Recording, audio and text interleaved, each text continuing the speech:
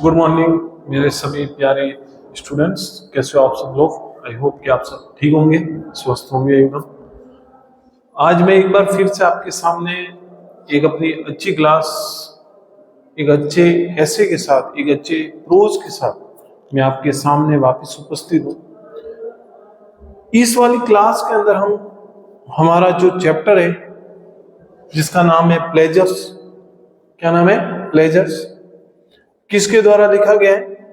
Aldous हॉक्सले, जो कि एक अंग्रेजी प्रोज राइटर है, निबंधकार है। उसके बारे में हम पढ़ेंगे आज। ठीक है। इस कक्षा को शुरू करने से पहले मैं आपको इसका एक इंट्रोडक्शन देना चाहता हूं, 1 मिनट का, कि हम जो पढ़ रहे हैं, ये जो हमारी रोजीना जो कक्षाएं चल रही है, यहाँ पर जो क्लासेस मैं यहाँ पर ले रहा हूँ लिटरेचर की, इंग्लिश लिटरेचर की, वो हमारे ये पार्ट सेमेस्टर 3 यूनिवर्सिटी है अपनी जय नारायण व्यास, जो कि जोधपुर है, उसी का सिलेबस है। ठीक है। और उसके सिलेबस के अंदर, उसके ही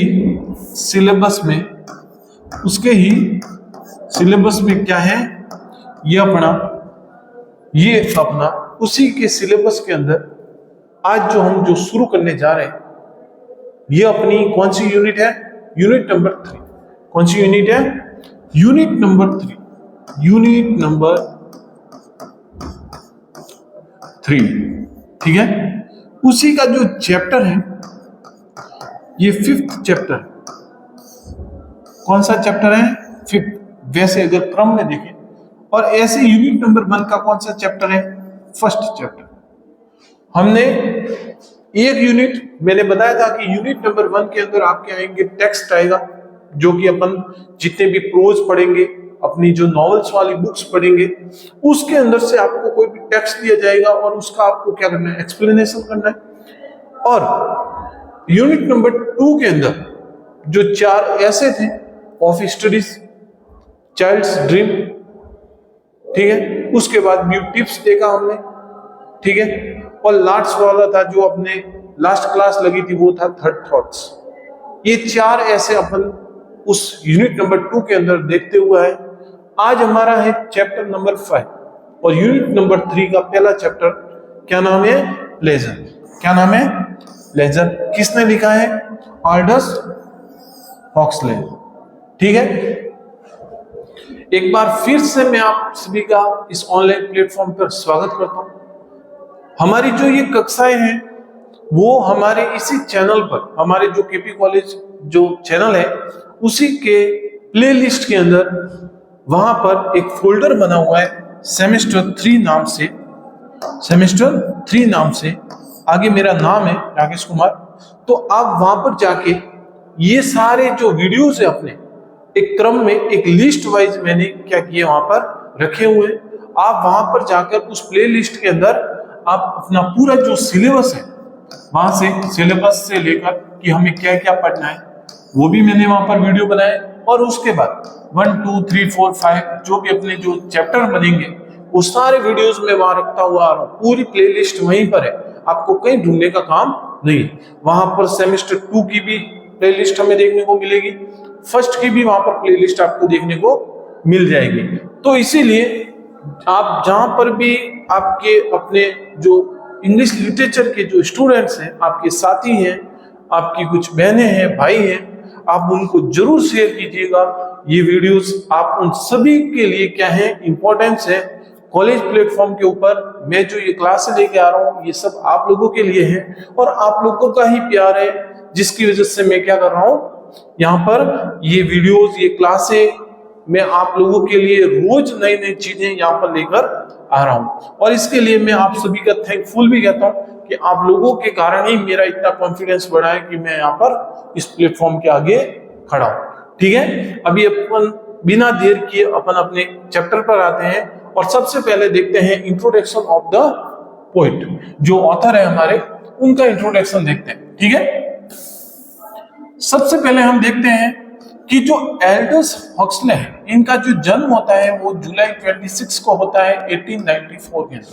1894 के अंदर 26 जुलाई को क्या होता है, उनका जन्म होता है। और वो कहाँ पर होता है, गोडलमाइन में। और वो कहाँ है, इंग्लैंड में। इंग्लैंड का एक क्षेत्र है गोडलमाइंस, वहां पर इनका जन्म होता है।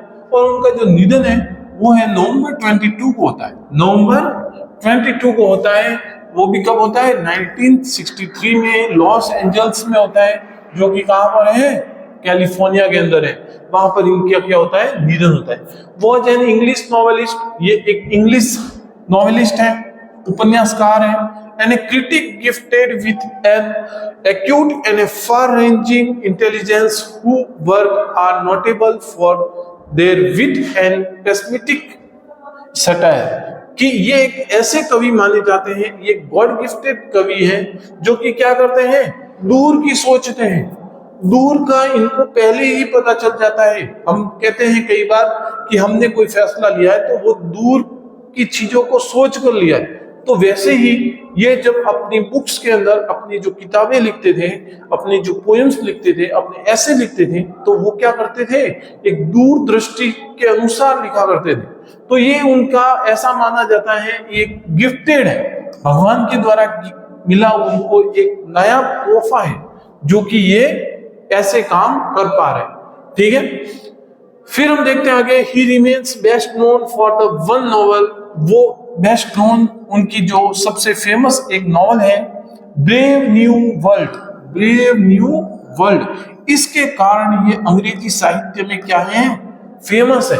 क्या है, फेमस है। ये कब लिखी जाती है, 1932 के अंदर। A model for much diagnostic science fiction that followed. और इसके अंदर इतना शानदार ये जो ब्रेव न्यू वर्ल्ड है, इसलिए इतनी शानदार नॉवल थी, जिसके कारण इनको सब जगह क्या है, जाना जाता है।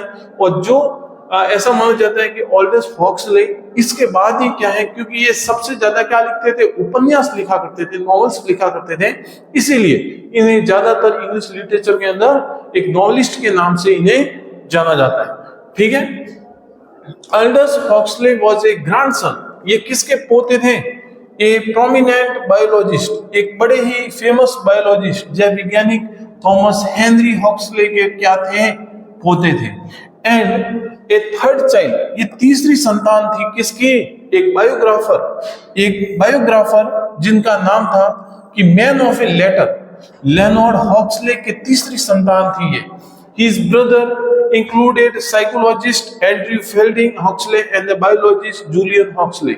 इनके जो बड़े भाई थे जिनका नाम क्या था, Andrew Fielding Huxley, and biologist Julian Huxley जो इनसे बड़े थे, इनके दो भाई थे।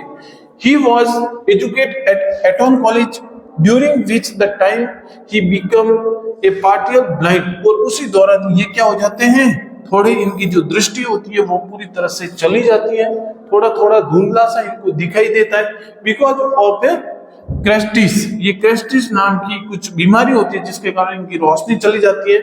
And he retain enough eyesight to read the difficulties. अब क्या है, जब ये पढ़ते थे तो इनको काफी परेशानी होती थी पढ़ने में। And he graduated from the Balliol college, और ये कहां से ग्रेजुएट करते हैं, बेलियल कॉलेज से, जो कि कहां पर है, ऑक्सफोर्ड के अंदर है, 1961 में। He publish his first book in 1916। अपनी प्रथम बुक ये कब पब्लिश करवाते हैं, 1916 में। 1916 में ये अपनी फर्स्ट बुक्स को पब्लिश करवाते हैं। And he work on the periodical Athenaeum from 1990 to 1921। 1990 से 1921 तक क्या करते हैं, ये एक पीरियोडिकल मतलब एक कोई ऐसा काम था जो कि क्या है, चैप्टर वाइज एक पीरियड की तरह जो चल रहा था, उसके ऊपर इन्होंने काम किया 1990 से 1921। Thereafter he devoted himself largely to his own writing and spent much of his time in Italy। अब उन्होंने अपने जीवन के अंतिम समय में ये अपने खुद को समय देते थे और काफी समय तक इटली के अंदर रहे। कब तक, 1930 तक। When he settled in California, जब ये कैलिफोर्निया जाते हैं हमेशा के लिए और वहां सेटल होते हैं। Huxley establish himself as a major author, तो वहां जाने के बाद ये स्वयं को एक मेजर ऑथर के रूप में उभारते हैं। एक मेजर ऑथर इंग्लिश लिटरेचर का एक क्या होता है कि मेजर, एक फेमस ऑथर, कौन? मिस्टर एल्डस हॉक्सले, ठीक है, with the first to publish novel, और उनकी पहली 2 किताबों को पब्लिश करवाकर, जिनका नाम क्या था? क्रोम येलो, क्रोम येलो जो कि 1921 में आती है, एंड एंटिक हे जो कि 1923 में आती है। ये 2 नॉवेल आने के बाद ये अपने आप को उन मेजर ऑथर के अंदर गिने जाते हैं जो कि इंग्लिश लिटरेचर के अंदर फेमस नॉवेलिस्ट हुआ करते थे, ठीक है। उसमें अपना नाम क्या करते हैं? ये शुमार करवाते हैं। These are a witty and a malicious satire on the traditions of the English literary and the intellectual categories of his day। और ये कहा जाता है कि ये एक हंसी मजाक का, एक व्यंग्यात्मक, एक सटायर था जो कि उस समय के इंग्लिश लिटरेचर पर, अंग्रेजी साहित्य के ऊपर एक क्या था, एक मतलब कहते हैं ना कि एक धब्बा था या एक ऐसी चीज थी जिसके कारण इन्होंने अंग्रेजी और भी जो साहित्यकार थे उनके ऊपर बहुत ही खतरनाक एक व्यंग्यात्मक क्या किया था, इन्होंने कटाक्ष किया था कि उनकी शैलियों के ऊपर, उनकी स्टाइल्स के ऊपर।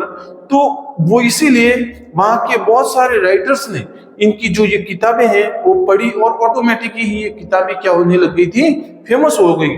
और उसी कारण से आपको पता है कि कोई व्यक्ति अगर कटाक्ष करता है, जैसे कि अपने यहाँ पर भी चलते हैं, बड़े सारे नेता होते हैं एक दूसरे का कटाक्ष करते हैं, और जो सबसे ज्यादा खतरनाक कटाक्ष करता है तो उसको हर कोई क्या करता है, याद रखता है, और वो ऑटोमेटिक ही ऐसे फेमस ना होकर अपने कटाक्ष के द्वारा क्या होता है, विश्व भर में फेमस हो जाता है। तो वैसे ही ऑल्डस हॉक्सले भी हुए थे।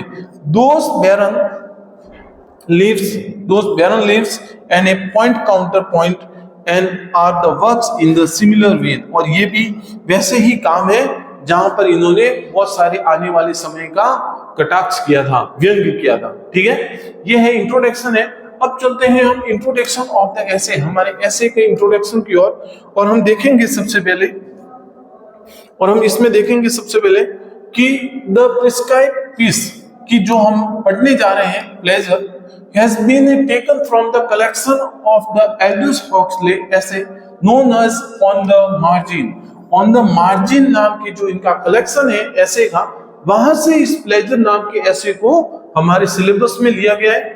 Here Huxley present a searching of a criticism of the modern civilization। इसके अंदर कटाक्ष कर रहे हैं कि वर्तमान की जो आधुनिक युग है उसके अंदर किस तरह के चेंजेस आए, उनके बारे में हमें इस ऐसे के अंदर बताएंगे। He point that the real dangers to modern civilization are not external। ये कहते हैं कि वर्तमान के युग के अंदर मॉडर्नाइजेशन में बाहर के किसी एक्सटर्नल के कारण खतरा पैदा नहीं होता, जितना कि बट इंटरनल, जितना कि आंतरिक रूप से खतरा पैदा होता है उतना बाहरी तौर पर कोई खतरा पैदा नहीं है। ऐसे कहते हैं कि हमारा अगर कोई खतरा है तो वो है हमारा आंतरिक खतरा, कि हम सब क्या करेंगे इस मॉडर्नाइजेशन में, हम स्वयं ही क्या बन रहे हैं, अपने आप के खतरा, अपने आप के लिए खतरा क्रिएट कर रहे हैं। हम लोग क्या कर रहे हैं, बहुत सारे परमाणु क्रिएट कर रहे हैं। क्यों कर रहे हैं भाई? क्योंकि एक दिन अगर ये परमाणु कभी लीक होकर कहीं फूट गया, या कभी इनका विस्फोट हो गया, या कुछ ऐसा हो गया, या कहीं मतलब ऐसा कि क्योंकि आज इतने सारे परमाणु बम है पूरे विश्व में, और वो क्या है, कोई अगर सारे हो गए हो, छूट गए हो, या सारे अगर गिरा दिए जाए तो पूरे विश्व का क्या है, नामो निशान मिट जाएगा। तो ये किसने बनाया? मनुष्य खुद ने बनाया। क्यों बनाया? क्योंकि मॉडर्नाइजेशन पावर के चक्कर में इन्होंने क्या किया, इन चीजों को बनाया, और ये स्वयं किसके लिए खतरा है? मानव समाज के लिए खतरा है।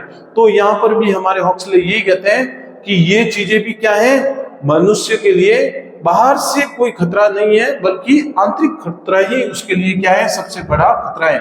We talks so much of a German and a French militaries. हम उस जमाने की जर्मन और फ्रांस की सेना के बारे में बात करते हैं, जिन्होंने क्या किया था, बड़ा ही युद्ध किया था, वार किया था, थ्रेटिंग किया था, हर जगह नुकसान किया था। बहुत सारे मतलब जब ये सेनाओं के बीच में युद्ध चल रहा था तो बहुत सारे गांव के गांव उजड़ गए थे। अब इसका कारण क्या था कि but the civilization is really corrupted to the core, लेकिन ये जो सिविलाइजेशन है, मॉडर्न सिविलाइजेशन, ये आंतरिक रूप से ही क्या है, करप्टेड है। ये लोगों के हार्ट्स, जो प्यार है, जो सद्भावना है, दया है, इसका उससे कोई लेना देना नहीं है। Modern man does not like to have intellectual pleasure और a pleasure involving to the exercise of intelligence, initiative and a personal colouring. कि मॉडर्न लोग ये चीजें पसंद नहीं करते हैं कि कोई उनको क्या करे, उनकी बातों का प्लेजर करे। उन्हें कोई लेना देना नहीं है जीवन से, इन्हें दूसरों से कोई मतलब नहीं है। वो सिर्फ क्या करते हैं, अपना भला सोचते हैं, अपने सेल्फ मोटिव, मतलब ऐसा कहते हैं ना, सेल्फनेस की दुनिया आजकल। सारे लोग अपने मतलब का सोचते हैं, उनको किसी भी प्रकार का कोई भी बाहरी रंगीन चीजों से कोई मतलब नहीं है। ठीक है। Modern man runs after readymade और डिस्ट्रैक्शन। मॉडर्न लोग क्या करते हैं, रेडीमेड डिस्ट्रैक्शन को ज्यादा पसंद करते हैं। बाहर आज ही हमारे यहाँ पर भी देख लो कि हम लोग क्या करते थे पहले के जमाने में, जो हमारे बाप दादा थे, जो भी थे, वो लोग क्या करते थे कि घर पर ही बनाकर क्या करते थे, जो अपन खेती बाड़ी करके जो गेहूं अनाज आता था, उसी को क्या करते थे, उस जो एक चक्की होती थी पीसने की, उसमें पीस कर रोज का आटा रोज करते थे, और उसी से अपने को रोटी बनाकर वो क्या करते थे, खाया करते थे। और वही आजकल जो लोग क्या कर रहे हैं, बाहर जाकर सीधा रेडीमेड आटे का वो जो थैली है वो लेकर आ जाते हैं। उन्हें पता ही नहीं है कि पता नहीं उसमें किस तरह के गेहूं हैं, किस तरह की उसके अंदर इंटीग्रेट्स मिलाए गए हैं। उन्हें कोई लेना देना नहीं है, क्योंकि ये दुनिया ही क्या है, आज उस मॉडर्न डिस्ट्रैक्शन के कारण उन्हें रेडीमेड ही पसंद आ रहा है।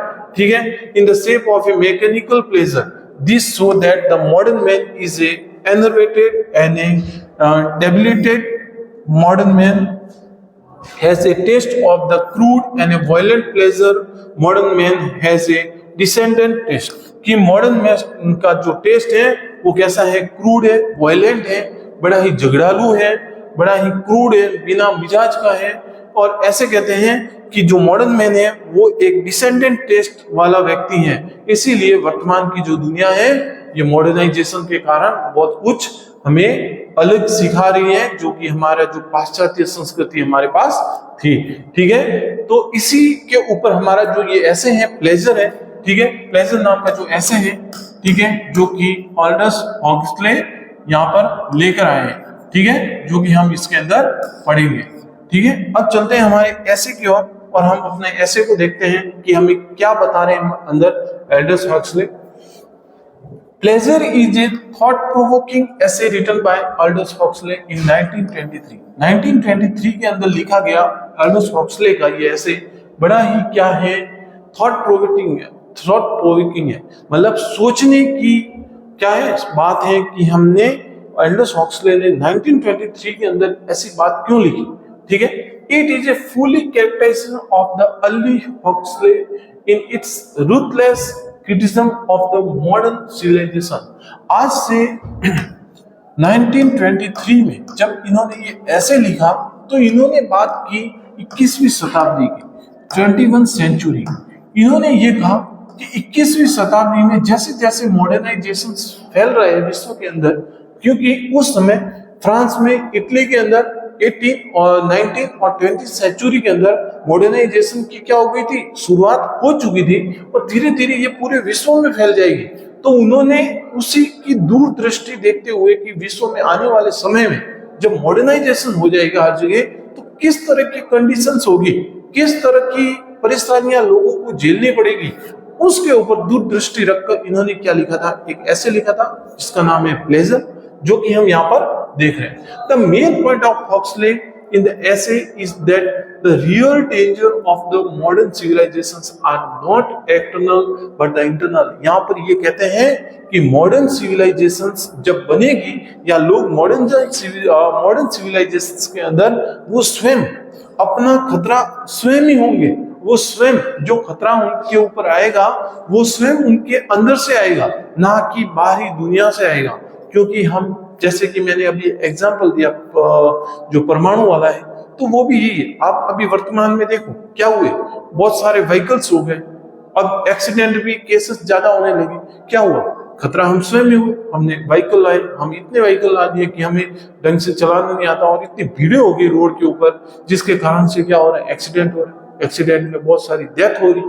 उसके बाद में देखो, आपने बड़ी बड़ी बिल्डिंगें बना दी, कई बार भूकंप आते हैं, तो उसके बाद दौरान जब वो गिरती है तो बहुत सारी डेथ भी होती है, बहुत सारे लोग भी दबते हैं। तो अपन मॉडर्नाइजेशन के कारण क्या कर रहे हैं, अपन स्वयं ही अपना खतरा बने जा रहे हैं। इसीलिए यहाँ पर हमें वही बात हमारे ऑल्डस हॉकले बता रहे, the rise of A Persian military. ये कहते हैं कि जो जर्मन मिलिट्री जब जिसका उदय हुआ था, उस समय वो क्या थी, बड़ी ही ताकतवर थी। लेकिन उस पागल ने उन्होंने ये नहीं सोचा कि सबसे पहले तो हमें क्या जरूरत पड़ेगी, पीस की, शांति की। उसने क्या सोचा कि मैं पूरे विश्व के ऊपर क्या कर दूंगा, कब्जा कर लूंगा। उसको शांति चाहिए नहीं थी। Even such a minor thing as a provision all have been described as the threat to civilization, but the real danger to the civilizations come from within। तो उन पागलों को ये पता ही नहीं कि वो क्या करते थे, जीतते जा रहे थे। उन्होंने सोचा कि हम सभी क्या करेंगे कि हर जगह पूरा जो राज होगा, हर जगह हम आतंक फैला देंगे। इस मॉडर्न जो जर्मन सेना थी, इन्होंने कहा कि हम हर जगह आतंक फैला देंगे, सारे लोग क्या हो जाएंगे, हमारे कब्जे में आ जाएंगे। लेकिन इनको ये नहीं पता था कि वास्तविक डेंजर तो क्या कर रहे हो, तुम अपने लिए ही क्या कर रहे हो, खतरा पैदा कर रहे हो।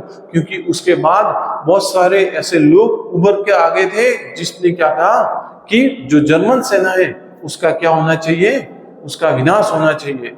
ठीक है, there is some wrong with the state of a modern man.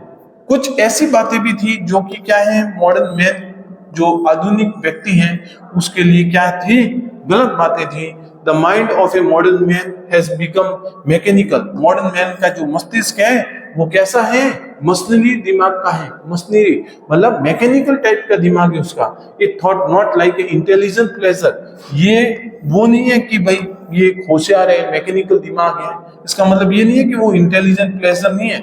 It's realize organize readymade distraction. और इससे उसका जो डिस्ट्रैक्शन है वो कैसा बन रहा है, रेडीमेड डिस्ट्रैक्शन बन रहा है।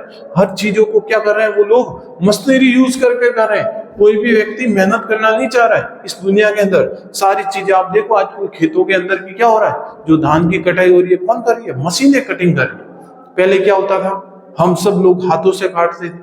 फिर क्या करते थे, जो कि गेहूं निकालने की प्रक्रिया अलग हुआ करती थी। आजकल हम सब क्या कर रहे हैं, सब मशीन के अंदर। आटा है, मैंने आपको एग्जांपल दिया, सब हम थैली की चीजें खा रहे हैं।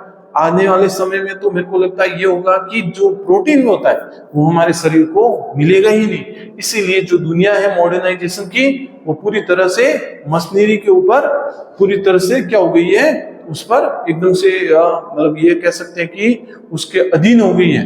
अब उसके बिना उसका चल ही नहीं सकता कुछ।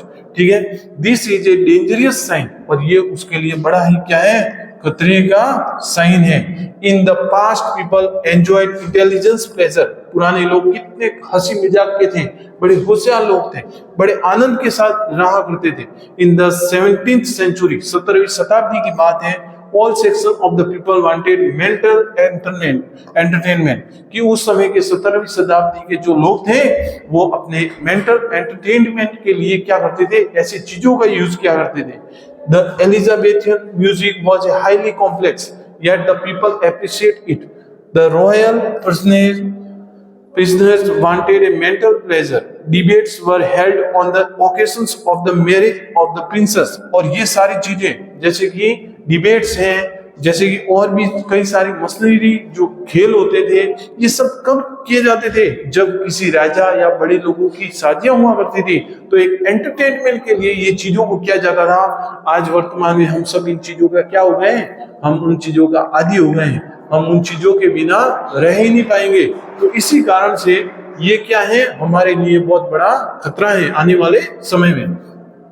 But in the present age pleasures have come to stand from the mechanical and ready-made distraction। लेकिन वर्तमान में ये आएगा कि जो प्रेजेंट एज है ये प्लेजर है, come for stand for the mechanical and readymade distraction. वर्तमान का युग कैसा है, मशीनरी और रेडीमेड टाइप का है। This is a sad state of affair. और ये बड़ा ही दुख की बात है।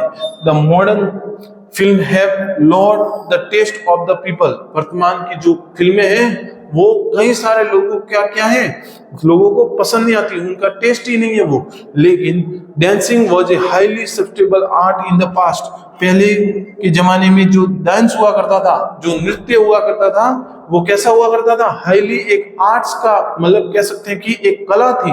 और उस जमाने में जो नृत्य कला थी उसको क्या है, एक बहुत बड़ा मतलब आर्ट्स के रूप में माना जाता है। लेकिन वर्तमान में क्या है, now it's become a purely mechanical. लेकिन ये भी आज क्या है, एक मशीनरी दुनिया का क्या बन गया है, एक कहते हैं ना कि एक पार्ट बन गया है, जिसके कारण क्या है, ये भी पूरी तरह से भ्रष्ट हो चुका है। इसीलिए जैसे जैसे दुनिया को चेंज होती जा रही है, आज हम क्या है, आज कौन सी दुनिया में, हम टेक्नोलॉजी के युग के अंदर है। हम ऐसी बहुत सारी टेक्नोलॉजी है जिसका यूज हम ले भी सकते हैं। जैसे कि अभी की बात कह रहा हूं मैं आपको, जैसे कि अब वर्तमान में जो आप हमारी यहाँ पे क्लास चल रही है और आप मोबाइल का उपयोग ले रहे हो, इंटरनेट का प्रयोग ले रहे हो, तो ये एक आपके लिए एक अच्छाई की बात है। और इसी को अगर आप किसी गलत चीज में, किसी का मोबाइल हैक करना, किसी और भी बहुत सारी चीजों में अगर यूज करते हो, तो आप उस टेक्नोलॉजी का क्या कर रहे हो, दुरुपयोग कर रहे हो। इसीलिए दोनों बातें यहाँ पर हो सकती हैं। और मॉडर्न सिविलाइजेशंस में ये हमारी खुद की ही क्या है, हमारे खुद के लिए ही क्या है, बड़ा एक कहते हैं ना कि खतरनाक चीजें बनती जा रही है। ठीक है, according to Huxley modern civilization is a doom. Huxley कहते हैं कि मॉडर्न सिविलाइजेशन पूरी तरह से क्या है, वेस्ट है। ठीक है, it is a self poison. ये हम खुद ही अपने आप को क्या दे रहे हैं, जहर दे रहे हैं। क्या दे रहे हैं, जहर दे रहे हैं। अपन स्वयं ही इसके लिए क्या कर रहे हैं, अपने खुद ही अपन जहर पी रहे हैं। It stand in A danger of being destroyed through it's inner weakness. और ये हमारे जो आंतरिक जो ताकत है उसको क्या कर रही है, वीकनेस कर रही है। हमें आंतरिक जो हमारी शक्ति है, जो पावर होती है जो किसी मनुष्य के जो शरीर का, उसको क्या कर रही है, लो करती है। It may go away from the Roman civilizations. और ये सब चीजें कहां से हमें देखने को मिलती है, रोमन सिविलाइजेशन से देखने को मिलती है कि किस तरह से रोमन सिविलाइजेशन, इतना बड़ा सिविलाइजेशन, इन चीजों के कारण क्या हो गया था, धीरे धीरे धीरे कमजोर पड़ गया था। The Roman had lost the taste of intelligent pleasure. कि रोमन ने क्या किया था, जो इंटेलिजेंट प्लेजर, जो उनके यहाँ पर जो एक कहते हैं ना कि एक ज्ञानात्मक जो चीजें हुआ करती थी, उन सारी चीजों को इन्होंने क्या किया था, लॉस्ट कर दिया था। They tried to satisfy themselves with the cheap entertainment। और वो सब क्या करते थे, इस चीप एंटरटेनमेंट के कारण क्या करते थे, वो सब लोग क्या करते थे, इससे सेटिस्फाई हुआ करते थे। And at the last they grew tried of their cheap pleasure, they tried the satisfy their taste of a pleasure in the violent ways. और उन्होंने धीरे धीरे ऐसी चीजों को एक्सेप्ट करना शुरू कर दिया जो कि इनके लिए क्या होने लगी, एक हिंसात्मक रूप लेने लगी, एक नुकसान होने लगा। और धीरे धीरे इतना बड़ा जो रोमन सिविलाइजेशन था वो क्या हो गया था, पूरी तरह से नष्ट हो गया आते आते। और ये सब किसके कारण हुआ, ऐसी वस्तु जो कि आज मॉडर्न सिविलाइजेशन में हमें देखने को मिलती है। और हम कहते भी हैं कि युग इतना आगे बढ़ रहा है कि एक ना एक दिन ऐसा होगा कि ये जो 21वीं शताब्दी है ये स्वयं ही क्या हो जाएगी, नष्ट हो जाएगी, जिसे हम कहते हैं कलयुग का क्या हो जाएगा, अंत हो जाएगा। ठीक है, modern man will also get bored. वर्तमान का जो इंसान है, मॉडर्न मैन है, वो बोर भी होता है। बिकॉज इस pleasure do not demand any personal participation. क्योंकि इसके अंदर हमें ऐसा लगता है कि हम पर्सनल पार्टिसिपेट नहीं करते, तो कई बार हम बोर भी होते हैं। कि जैसे कि हम कहीं जा रहे हैं और सारी काम मशीन ही कर रहे हैं, हम तो खाली वहां पर क्या है, खड़े हैं, मैनेज कर रहे हैं, तो हम कई बार बोर हो जाते हैं।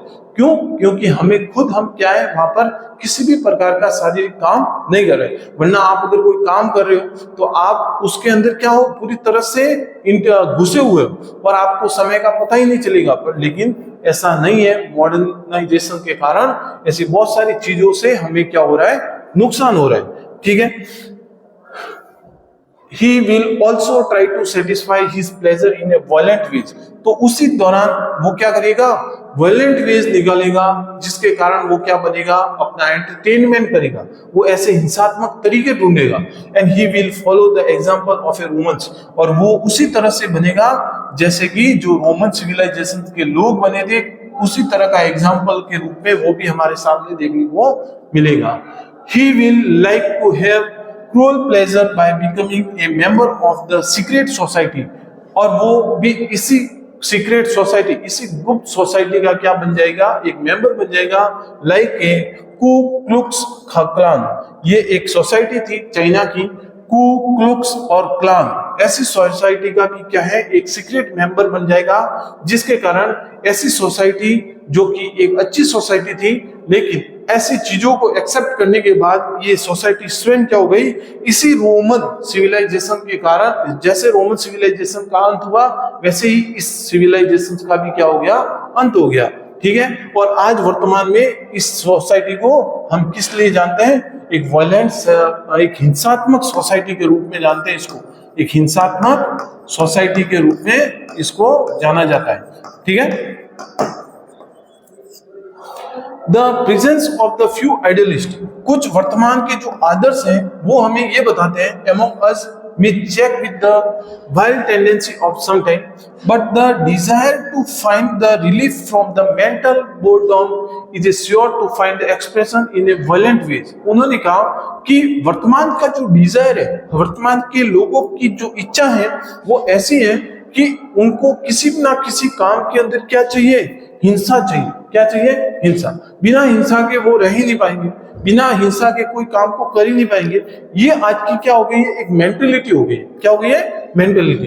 Anders Huxley here makes a searching criticism of the basis of the modern civilization. Aldous Huxley इसी के ऊपर वो क्या कर रहे हैं, एक व्यंग कर रहे हैं, क्रिटिसिज्म कर रहे हैं, और वो व्यंग्यात्मक रूप से इस मॉडर्न सिविलाइजेशन को क्या कर रहे हैं, बता रहे हैं हमें इस निबंध के माध्यम से। And he sounds a note of a warning to modern man, और वो मॉडर्न मैन को, वर्तमान इस मॉडर्न सिविलाइजेशन के इस मॉडर्न मैन को क्या कर रहे हैं, एक वार्निंग नोट दे रहे हैं, उनको एक चेतावनी दे रहे हैं। क्या चेतावनी दे रहे हैं, man is A fast becoming a machine, के मनुष्य बड़ा ही जल्दी क्या बन रहा है, मशीन बन रहा है। क्या बन रहा है, machine. Even with the regard to his pleasure, और उसके इसी कारण से वो क्या कर रहा है, इस दुनिया के अंदर क्या बन रहा है, एक मशीनी युग के अंदर एक प्लेजर के रूप में वो क्या कर रहा है, इन सारी चीजों को, जो पुराने समय की जो चीजें थी उनको खोते हुए जा रहा है। Pleasure must have something to with the mind and otherwise they are sure to lead the mental boredom. और धीरे धीरे क्या कर रहा है, वो अपनी जो मानसिक जो चीजें हैं उसको खोते हुए जा रहा है, और वो मशीनी जो दुनिया है इसको अपने ऊपर क्या होने दे रहा है, हावी होने दे रहा है। और धीरे धीरे यही हो जाएगा कि एक दिन जो रोबोट होते हैं उनमें और हम में कोई फर्क नहीं होगा, क्योंकि रोबोट क्या है, एक मशीनी चीज है, एक मनुष्य से नहीं, कंप्यूटर माना जाता है। और उसी तरह से हम भी यही बन जाएंगे। बड़े शहरों में आप जाओ, क्या करते हैं, कोई व्यक्ति है वो सुबह काम पे जाता है, बस मशीन की तरह काम करके आता है, और शाम को आकर वापस वही काम काम काम काम। उसके पास अपने परिवार के लिए समय नहीं है, उसके पास इस दुनिया के लिए समय नहीं है। क्योंकि पहले के जमाने के जो लोग होते थे वो समाज में जाया करते थे, समाज की बहुत सारी कुरीतियां होती थी उनको हटाया करते थे, और भी जो दूसरे लोग थे उनके अंदर उनके लिए मदद किया करते थे। लेकिन वर्तमान की दुनिया में, मॉडर्न सिविलाइजेशन में हमें वास्तव में ये चीजें देखने को नहीं मिल रही। ये बात आज से कम 110 साल पहले ऑल्डस हॉक्सले ने बताई थी, और वास्तव में ये बात वर्तमान में सही हो रही है। ठीक है, And Huxley points out the psychological weakness of the modern man, और धीरे धीरे कहा कि ये मानसिक तौर पर जो वर्तमान का पूरा जो मनुष्य है वो धीरे धीरे क्या होता जा रहा है, कमजोर होता जा रहा है। और वास्तव में ये चीजें आपको देखने को मिलेगी। ये जो ऐसे हैं इसके अनुसार आप वर्तमान की और भी बहुत सारी बातों को लिख सकते हो, कैसे हमारे ऊपर मॉडर्नाइजेशन क्या हो रहा है, हावी होते जा रहा है। ये बात जरूरी नहीं है कि आप इस ऐसे को ही क्या करो, वहां एग्जाम में लिखो। ऐसे कई सारी बातें हैं, आप उसको एग्जाम्पल के रूप में उस ऐसे के अंदर शामिल करो। बहुत ही शानदार आंसर माना जाता है उसको, और आप देखना आपके एग्जाम के अंदर बहुत ही खूबसूरत नंबर आएंगे। और इसी के साथ मैं आपके इस ऐसे को समाप्त करता हूं। आई होप कि आपको ये ऐसे समझ में आया होगा, और इसी तरह से मैं और भी नए नए जो हमारे ऐसे हैं उसको मैं अगली क्लास के अंदर एक बार फिर से आपके सामने लेकर आऊंगा। तब तक के लिए मैं आपको धन्यवाद करता हूं, थैंक यू कहता हूं। आप लोगों का सपोर्ट इसी तरह से बना रहना चाहिए हमारे साथ, और हमें इससे कॉन्फिडेंस भी आता है। हम हर दिन नया करने की कोशिश करते हैं, और ये जो हमारी जो प्लेलिस्ट है इसको अपने जो भी लिटरेचर के और साथी है उन तक जरूर पहुंचाएगा।